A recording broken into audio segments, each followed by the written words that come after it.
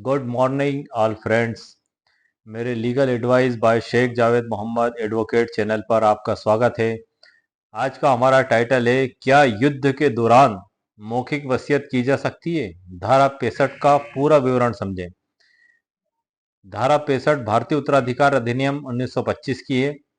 आज हम हमारे इस वीडियो में धारा 65, धारा 66 पर चर्चा करेंगे और संक्षिप्त में धारा 63, धारा 59 पर भी बात करेंगे। युद्ध के दौरान क्या मौखिक वसीयत की जा सकती है? जी हाँ सर, बिल्कुल की जा सकती है।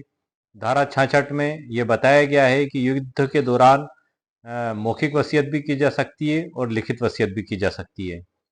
धारा 65 विशेषाधिकार विल के बारे में बताती है कि वो सैनिक, नौसैनिक या वायु सैनिक जो किसी अभियान में लगे हुए हैं, नियोजित हैं या युद्ध के मैदान में हैं, उनको विशेषाधिकार विल करने का अधिकार प्राप्त होता है और उनके द्वारा जो विल की जाती है उसे विशेषाधिकार विल कहते हैं, प्रिविलेज्ड विल कहते हैं।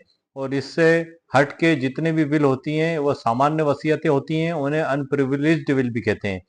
इसमें सर ये भारतीय उत्तराधिकार अधिनियम 1925 और हिंदू उत्तराधिकार अधिनियम 1925 और हिंदू उत्तराधिकार अधिनियम 1956 और भारतीय उत्तराधिकार अधिनियम 1925 दोनों इस बुक में दिए हुए हैं।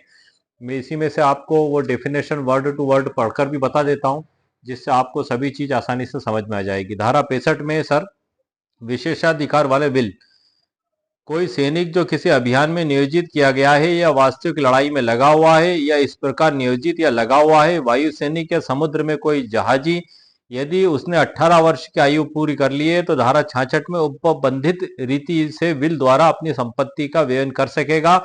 ऐसे विल विशेषाधिकार वाले विल कहे जाते हैं। तो ये धारा से सर स्थिति बिल्कुल स्पष्ट है कि वो सैनिक, नौसैनिक और वायु सैनिक जिन्होंने 18 वर्ष की आयु पूर्ण कर ली है और वो किसी युद्ध में या अभियान में लगे हुए हैं, तो वो इस प्रकार की वसीयत करने का उन्हें अधिकार दिया गया है। जैसा कि शब्द विशेषाधिकार से आप समझ लेते हैं कि विशेष अधिकार वाले व्यक्ति, जो ये तीनों कैटेगरी के लोग इसमें आ जाते हैं। इसमें कुछ उदाहरण बताए गए, 5 उदाहरण लगभग, और उसमें से एक उदाहरण काफी हटके है, जिसमें समुद्र जहाज पर होने के बाद भी उसको विशेषाधिकार विल करने का अधिकार नहीं दिया गया। इसमें सर नंबर 1 उदाहरण में बताया गया है, का को जो किसी रेजिमेंट में संलग्न चिकित्सा अधिकारी है, किसी अभियान में वास्तव में नियोजित किया गया है, वह किसी अभियान में वास्तव में नियोजित सैनिक है और विशेषाधिकार वाली विल कर सकता है। मतलब जो चिकित्सक है और अभियान में लगा हुआ है, तो उसके द्वारा जो वसीयत की जाएगी वो विशेषाधिकार वसीयत करने का उसे अधिकार प्राप्त होगा। इसके साथ उदाहरण 2 में बताया गया है कि का किसी वाणिज्यिक पोत में जिसमें वह पोतनी से समुद्र पर है, वह एक जहाजी और समुद्र पर होने के कारण विशेषाधिकार वाला विल कर सकता है। वाणिज्यिक पोत में भी है और जहाजी है और वो इस समुद्र पे है, वो तो उसको भी अधिकार है कि वो विशेषाधिकार विल कर सकता है। इसमें तीसरे नंबर पे कि का जो विद्रोहियों के विरुद्ध युद्ध क्षेत्र में सेवा कर रहा है, विद्रोही के विरुद्ध सेवा कर रहा है, वास्तविक लड़ाई में लगा हुआ है, एक सैनिक है, अतः विशेषाधिकार वाला विल कर सकता है। इसको भी सर अधिकार दिया गया है कि युद्ध में लगा हुआ है, युद्ध में लड़ाई लड़ रहा है, मैदान में जमा हुआ है, तो वो इस प्रकार की विल कर सकता है। वैसे मैं आपको एक बात बता दूं सर कि ये जो प्रिविलेज्ड विल है, इसका प्रावधान किए जाने का मकसद ही यह है कि युद्ध और आपातकाल में जो लोग लगे हुए हैं उनके उत्तराधिकारी उनकी संपत्ति को लेकर बाद में किसी भी प्रकार का लड़ाई झगड़ा ना करें, इसलिए उन्हें विशेष अधिकार दिए गए हैं कि वो इस प्रकार की वसीयत को कर सकते हैं। इसमें सर अगला उदाहरण जो बताया गया है, का जो किसी पोत का जहाजी है, यात्रा के दौरान जब पोत बंदरगाह में रखा जाता है, अस्थायी रूप से तट पर है, यह इस धारा के प्रयोजन के लिए समूह पर जहाजी और विशेषाधिकार विल कर सकता। मतलब हे समुद्र के अंदर ही, भले ही तट पर है लेकिन वो आ तो नहीं सकता, अभियान में अभियोजन में लगा हुआ है, वो अपने वर्क में लगा हुआ है, तो वो भी विशेषाधिकार विल करने का अधिकारी है, वो भी विशेषाधिकार विल कर सकता। इसके बाद सर जो अगला उदाहरण है, ये सबसे महत्वपूर्ण उदाहरण है, ये का एक एडमिरल है और नौसेना को समादिष्ट करता है, किंतु वह तट पर रहता है और अपने पोत फलक पर केवल कभी कभी जाता है, वह समुद्र पर नहीं जाता है और विशेषाधिकार वाला विल नहीं कर सकता। मतलब इसमें महत्वपूर्ण उदाहरण है कि वो तट पर ही रहता है और कभी कभी जाता है और वो तट पर रहने के कारण वो विशेषाधिकार विल नहीं कर सकता। क्यों? क्योंकि वो इस धारा में परिभाषित श्रेणी में नहीं आता है। ना तो वो स्थायी रूप से किसी अभियान में लगा हुआ है, ना युद्ध में लगा हुआ है, तट पर रहता है और आ भी सकता है, जा भी सकता है। मतलब वो सामान्य वसीयत भी कर सकता है उसी कंडीशन में। तो उसको ये अधिकार नहीं दिया गया है कि वो विशेषाधिकार विल को निष्पादित करे। इससे अगला उदाहरण है सर का, जो किसी सैनिक अभियान में सेवा कर रहा है, जहाजी है किंतु समुद्र पर नहीं है, एक सैनिक माना जाता है और विशेषाधिकार वाला विल कर सकता है। मतलब सैनिक अभियान में तो लगा हुआ है वो, लेकिन समुद्र जहाजी है किंतु समुद्र पर नहीं है, लेकिन अभियान में लगा हुआ है, तो भी वो विशेषाधिकार विल कर सकता है। तो इस प्रकार से सर ये जो बताया गया है इसमें कि यदि कोई सैनिक जो किसी कार्य के लिए नियुक्त किया गया है या वास्तविक लड़ाई में लगा हुआ है, या वायु सैनिक या समुद्र पर कोई जहाजी जिसने 18 वर्ष पूर्ण कर लिए हों, वह वसीयत द्वारा अपनी संपत्ति की व्यवस्था कर सकेगा, ऐसा धारा 66 में उल्लेखित किया गया है। अब हमारा सर जो टाइटल है, क्या युद्ध के दौरान मौखिक वसीयत की जा सकती है, तो धारा 66 में स्पष्ट प्रावधान बताया गया है। क्या प्रावधान बताया गया है कि विशेषाधिकार वाले विल लेखबद्ध रूप में हो सकते हैं या मौखिक शब्दों द्वारा किए जा सकते हैं। ये धारा 66 में बताया गया है सर, विशेषाधिकार वाले विलों को करने की रीति और निष्पादन का नियम। उसमें स्पष्ट बताया है कि वो मौखिक भी कर सकता है। हमारा जो आज का टाइटल है और जो सब्जेक्ट है, क्या युद्ध के मैदान में लगा हुआ व्यक्ति मौखिक वसीयत कर सकता है? जी हाँ सर, बिल्कुल कर सकता है। धारा 66 भारतीय उत्तराधिकार अधिनियम 1925 और धारा 65 भारतीय उत्तराधिकार अधिनियम 1925 के तहत ये विशेष अधिकार इन लोगों को दिए गए हैं, और इनसे हटके जो वसीयत की जाती है उन्हें सामान्य वसीयत कहते हैं। प्रिविलेज्ड विल और अनप्रिविलेज्ड विल में क्या अंतर है, इसके बारे में हम जानेंगे, जो मैंने कंप्यूटर स्क्रीन पर आपके लिए अपलोड करके रखा है। और मैं आपको संक्षिप्त जानकारी और दे देना चाहता हूं कि जब हम भारतीय उत्तराधिकार अधिनियम 1925 की बात कर ही रहे हैं, तो वसीयत की ही बात कर रहे हैं, तो वसीयत की परिभाषा को भी हम जान लेते हैं, जो कि धारा 2H में दी गई है। ये एक अंतिम इच्छा पत्र होता है जो वसीयतकर्ता की मृत्यु के बाद प्रभाव में आता है। इसमें वसीयतकर्ता के द्वारा एक घोषणा की जाती है, एक कानूनी लेख लिखा जाता है, जिसमें उसके मरने के बाद उसकी संपत्ति उसके वारिसों में किस प्रकार से विभाजित की जाएगी, इस बात का उल्लेख होता है। तो ये एक बहुत ही महत्वपूर्ण दस्तावेज होता है, और इसको किए जाने में जिन कानूनी धाराओं का पालन करना चाहिए वो धारा 59 और 63 है।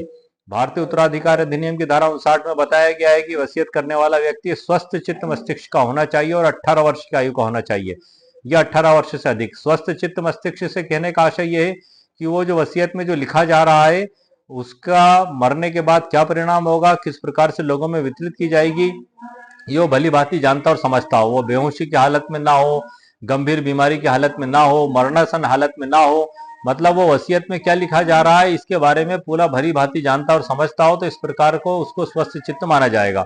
धारा 63 में बताया गया है कि वसीयतकर्ता को 2 गवाहों की उपस्थिति में दस्तखत करना आवश्यक है, और 2 गवाह भी इस बात की तस्दीक करते हैं कि उनके सामने वसीयतकर्ता ने दस्तखत किए और जो वसीयत में लिखा गया है ये उसकी अंतिम इच्छा है। क्योंकि अगर कोर्ट में कल से कोई लड़ाई झगड़ा वारिसों में होता है और कोर्ट में मुकदमा पेश होता है, तो उस समय वसीयत के गवाह का अदालत में प्रस्तुत किया जाना आवश्यक है। वसीयत को इन गवाहों से प्रमाणित किया जाएगा, वरना भारत के सर्वोच्च न्यायालय ने इस बारे में महत्वपूर्ण जजमेंट भी पारित किए हैं कि महज पंजीकरण से ही वसीयत वैध नहीं हो जाती। मतलब नोटराइज वसीयत हो, चाहे पंजीकृत वसीयत हो, चाहे होलोग्राफी वसीयत हो, चाहे हस्तलिखित वसीयत हो, उसको विधि अनुसार निष्पादित किया जाना आवश्यक है। अगर आपने विधि अनुसार उसको निष्पादित नहीं किया तो कोर्ट में उसको आसानी से चुनौती देकर निरस्त भी करवाया जा सकता है। अब सर मैंने आपके लिए कुछ संक्षिप्त जानकारी कंप्यूटर स्क्रीन पर अपलोड करके रखी है, आइए मैं आपको जानकारी में प्रदान करता हूं। आइए सर हम देखते हैं। एक जानकारी और सर मैं आपको प्रदान कर देता हूं कि विशेषाधिकार विल को अंग्रेजी में प्रिविलेज्ड विल कहा जाता है, और विशेषाधिकार रहित विल को अंग्रेजी में अनप्रिविलेज्ड वसीयत कहा जाता है। भारतीय उत्तराधिकार अधिनियम में कई जगह विशेषाधिकार रहित विल और विशेषाधिकार विल शब्द का इस्तेमाल किया गया है, इसलिए हम अक्सर ये समझ नहीं पाते हैं कि आखिर ये वसीयत में क्या अंतर है, इन दोनों में क्या डिफरेंस है। वो डिफरेंस भी मैंने आपके लिए कंप्यूटर स्क्रीन पर अपलोड करके रखा है, तो आइए सर मैं आपको जानकारी दे। जैसे सर आपको मैं जानकारी ये बता दूं कि प्रिविलेज्ड वसीयत का प्रावधान जो किया गया है, इसको किए जाने का जो मुख्य मकसद और उद्देश्य है, युद्ध और आपातकाल जैसी स्थितियों में उत्तराधिकारियों में विवाद से बचने के लिए इसको बनाया गया है। यह वसीयत सामान्य कानूनी प्रक्रियाओं से हटकर सरल और लचीली होती है।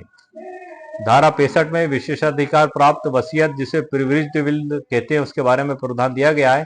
जिसके बारे में मैंने आपको संक्षिप्त जानकारी वर्ड टू वर्ड किताब में पढ़कर बताई है। मैं और एक बार आपको बता देता हूं। भारतीय उत्तराधिकार अधिनियम 1925 की धारा 65 में प्रिविलेज्ड वसीयत के बारे में प्रावधान किया गया है। यह प्रावधान उन लोगों के लिए है जो युद्ध के दौरान या किसी विशेष अभियान पर हो। युद्ध के दौरान या किसी विशेष अभियान पर हो, उनके लिए प्रावधान किया गया है। यह प्रावधान इस प्रकार की वसीयत पर सामान्य कानूनी औपचारिकताएं लागू नहीं होती हैं। प्रिविलेज्ड वसीयत को आपातकालीन स्थितियों में मान्यता दी जाती है ताकि संपत्ति के उत्तराधिकार में अनिश्चितता ना हो, लड़ाई झगड़े ना हो। ये इसको बनाने का मेन मकसद है। धारा 65 और 66 में जो बताया गया है कि धारा 65 विशेषाधिकार प्राप्त वसीयत, जिसे प्रिविलेज्ड विल भी कहते हैं, किन व्यक्तियों पर लागू होती है। ये भी सर हम देख लेते हैं, ये किन पर लागू होती है।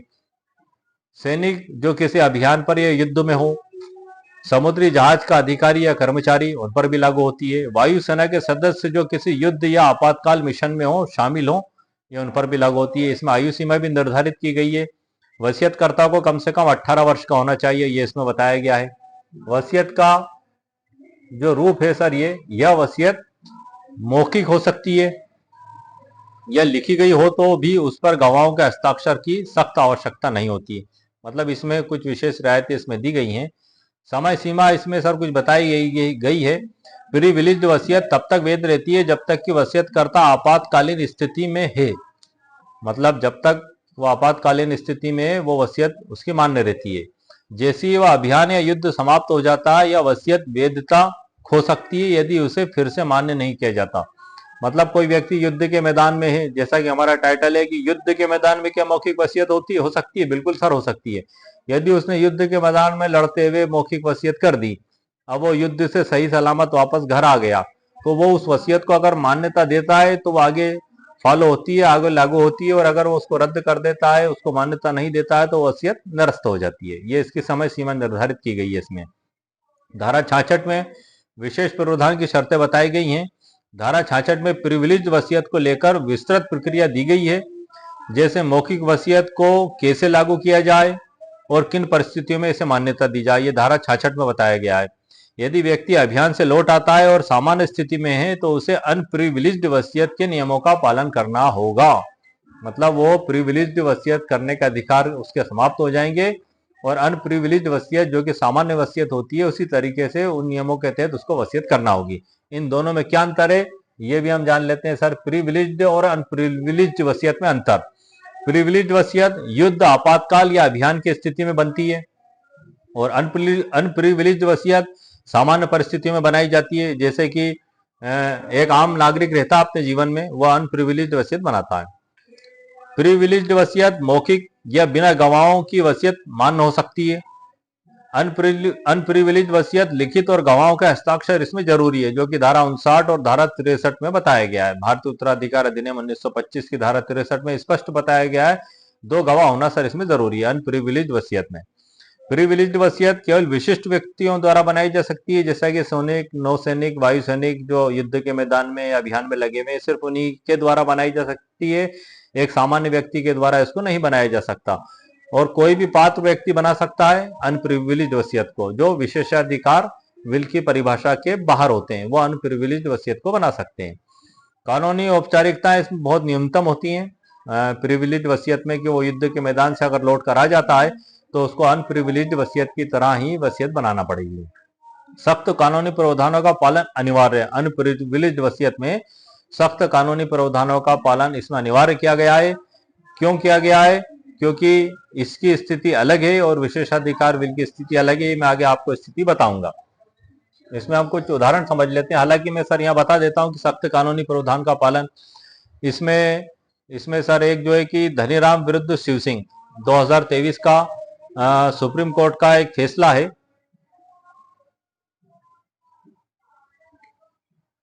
इसमें सर धनीराम विरुद्ध शिव सिंह 2023 का सुप्रीम कोर्ट का एक लेटेस्ट मुकदमा है, एक ऐतिहासिक फैसला है, जिस पर मैंने एक ऐतिहासिक फैसला शीर्षक से वीडियो भी अपलोड किया है। क्या रजिस्टर्ड वसीयत रद्द की जा सकती है? बिल्कुल रजिस्टर्ड वसीयत रद्द की जा सकती है। और जैसा कि हमारा टाइटल है कि क्या युद्ध के दौरान मौखिक वसीयत की जा सकती है, और उसी के दौरान हमने जो अंतर में ये पाया है इसमें कि जो अनप्रिविलेज्ड वसीयत होती है उसमें सख्ती से कानूनी प्रावधान आवश्यक है। क्यों आवश्यक है? क्योंकि यदि आपने सख्ती से कानून के प्रावधानों का पालन नहीं किया तो आपकी वसीयत कोर्ट के द्वारा निरस्त कर दी जाएगी। यदि वारिसों में, उत्तराधिकारियों में आपकी संपत्ति को लेकर कोई भी लड़ाई झगड़ा होता है, कोर्ट में, अदालत में मुकदमा जाता है, तो जज साहब ऐसी अनप्रिविलेज वसीयत को विधि अनुसार नहीं बनाए जाने के कारण निरस्त कर देते हैं। इसके संबंध में धनीराम विरुद्ध शिव सिंह 2023 का एक ऐतिहासिक फैसला है, जिसपे मैं मेरे चैनल पर वीडियो अपलोड कर चुका हूं। आप उस वीडियो को देख सकते हैं। उसमें मैंने पूरे डिटेल से जानकारी दी है और संक्षिप्त में जानकारी दे देता हूं। क्यों? क्योंकि ये हमारे इसी टाइटल से संबंधित है। सख्ती से पालन करना क्यों जरूरी है? क्योंकि इसमें भारत के सर्वोच्च न्यायालय के समक्ष ये डिसाइड किया गया था। इसमें धनीराम का जो व्यक्ति है उसके पक्ष में रजिस्टर्ड वसीयत का निष्पादन किया गया था सर, लेकिन वो कानूनी प्रावधानों के पालन नहीं होने के कारण धारा 63 जो है भारतीय उत्तराधिकार अधिनियम 1925 के, उसके तहत इसको अदालत के समक्ष साबित नहीं किया गया था धनीराम के द्वारा, इसलिए उसको वसीयत के आधार पर प्रॉपर्टी का मालिक नहीं माना गया। और जो लीला देवी जो थी, लीलावती बाई और देवी, जो भी उनका नाम दोनों में से एक नाम है सर, मैंने वीडियो में स्पष्ट बताया है, उनके द्वारा उनके भाई के बच्चे को वसीयत कर दी गई थी। जबकि लीला देवी के जो पति सोहन लाल हैं, उनके भाई के लड़के शिव सिंह जीवित थे, तो उनके पति के भाई के लड़के ने इस वसीयत को चुनौती दी थी कि वो उत्तराधिकारी है और ये रजिस्टर्ड वसीयत गलत तरीके से की गई है। सुप्रीम कोर्ट तक ये मुकदमा गया। भारत के सर्वोच्च न्यायालय ने इसने ये फैसला दिया कि वसीयत विधि अनुसार निष्पादित नहीं है और ये माना जाएगा कि सोहन लाल निर्वसती मृत्यु को प्राप्त हुए हैं और उनकी जो संपत्ति है भारतीय हिंदू उत्तराधिकार अधिनियम 1956 के तहत उनके भतीजे शिव सिंह को प्राप्त होगी। तो सख्ती से प्रावधान करना इसलिए आवश्यक है सर, क्योंकि इस उदाहरण में आपने देख लिया कि सख्ती से पालन नहीं करने के कारण उस वसीयत को, रजिस्टर्ड वसीयत होने के बाद भी, भारत के सर्वोच्च न्यायालय के द्वारा उसको निरस्त कर दिया गया। दूसरा इसी प्रकार का एक और उदाहरण है सर, बद्रीलाल विरुद्ध सुरेश 2021 का। यह भी लैंडमार्क जजमेंट है, जिस पर भी मैंने एक वीडियो अपलोड किया है। इसमें भी सर वसीयत जो की गई थी वो नोटराइज वसीयत थी। इसमें एक और महत्वपूर्ण बात हमें सामने आती है, कई मेरे व्यूवर्स ने ये भी पूछा कि क्या सर नोटराइज वसीयत अदालत में मान्य होगी? अरे सर, अदालत में मान्य नहीं होगी, भारत के सर्वोच्च न्यायालय ने उसको मान्यता दी है।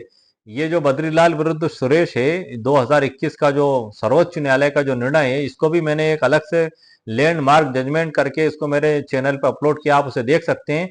इसमें जो वसीयत थी वो नोटराइज वसीयत ही थी और नोटरी वकील साहब सरोज सोनी के द्वारा अदालत में ट्रायल कोर्ट के समक्ष बयान भी दिए गए थे। एक और साक्षी था PW4 ईश्वर लाल, उसके द्वारा भी जज साहब के समक्ष बयान दिए गए थे और विधि अनुसार इसको साबित किया गया था कोर्ट में जज साहब के सामने, जो कि भारतीय उत्तराधिकार अधिनियम 1925 की धारा 63 में जो नेसेसरी प्रावधान बताया गया उसके तहत साबित किया गया था।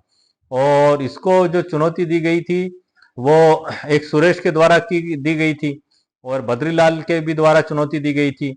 इस वसीयत के बाद वसीयतकर्ता की जीवित अवस्था में ही वसीयतकर्ता जो है कि मांगीलाल जी जो हैं, उनके द्वारा एक और प्रकरण है सर इसी से रिलेटेड, जो मैं भारत के सर्वोच्च न्यायालय का बता रहा हूँ, उसके फैक्ट में आपको बता रहा हूँ कि मांगीलाल जी के द्वारा उनकी पुत्री राम कन्या बाई के पक्ष में जो है कि वसीयत की गई थी 3 बीघा जमीन की। और उनके जो भाई थे भुवन, उनके 3 बच्चे थे, सुरेश, दीपक और प्रकाश, इन तीनों को 1-1 बीघा जमीन दी थी। अब मांगीलाल जी ने तो वसीयत कर दी, लेकिन इन्होंने बाद में क्या किया, इन भाई और बहनों ने, जो चचाजाद भाई बहन है आपस में, मांगीलाल और उनके भाई के बच्चे, राम कन्या बाई और सुरेश ने एक समझौता लिख लिया और उसमें राम कन्या बाई को 5 बीघा जमीन का मालिक बता दिया और सुरेश को 2 बीघा 3 बिस्वा का मालिक बता दिया। राम कन्या ने उस 5 बीघा जमीन को उठाकर एक थर्ड पार्टी बद्रीलाल को बेच दी। बद्रीलाल ने उससे भूमि पे जो भी आधिपत्य लेने की कोशिश की तो सुरेश की जमीन पर भी आधिपत्य लेने आ गया। सुरेश अदालत में गए, अदालत में उन्होंने शाश्वत निषेधाज्ञा की मांग की और उनके द्वारा जब दावा लगाया गया था, उसी दावे चलने के दौरान ही राम कन्या बाई ने रजिस्टर्ड विक्रय विलेख भी करा दिया बद्रीलाल जी को। तो सुरेश ने दावे में संशोधन करके उस रजिस्टर्ड विक्रय विलेख को भी शून्य घोषित कराने की मांग की। तो ये मुकदमा सर चलते चलते सुप्रीम कोर्ट तक गया और भारत के जो सर्वोच्च न्यायालय है उसमें उन्होंने फैसला दिया कि वो जो वसीयत है समझौते बाद में किए गए समझौते के आधार पर बेअसर नहीं होगी। क्यों नहीं होगी? क्योंकि इसमें सबसे महत्वपूर्ण बात यह है कि जो समझौता किया गया था उसके पेरा क्रमांक 8 में रामकन्या बाई और सुरेश ने मांगीलाल जो वसीयत करता है उनको मुख्य पक्षकार नहीं बनाया था। और पेरा 8 में ये जरूर लिखा था कि पूर्व में जो वसीयत मांगीलाल ने की वो निरस्त मानी जाएगी, लेकिन मांगीलाल जी को उसमें पक्षकार नहीं बनाने के कारण भारत के सर्वोच्च न्यायालय ने उस वसीयत को उस समझौते को मान्य नहीं किया। उस समझौते को वसीयत रद्दीकरण का समझौता नहीं माना। क्यों? क्योंकि ये जो वसीयत बनाई गई थी ये कुल 3 पेजों में बनाई गई थी, 3 पृष्ठों में। इसमें पृष्ठ 1 और 2 पे रामकन्या और सुरेश के दस्तखत थे। सॉरी, ये समझौता विलेख है सर जो मैं आपको बता रहा हूँ।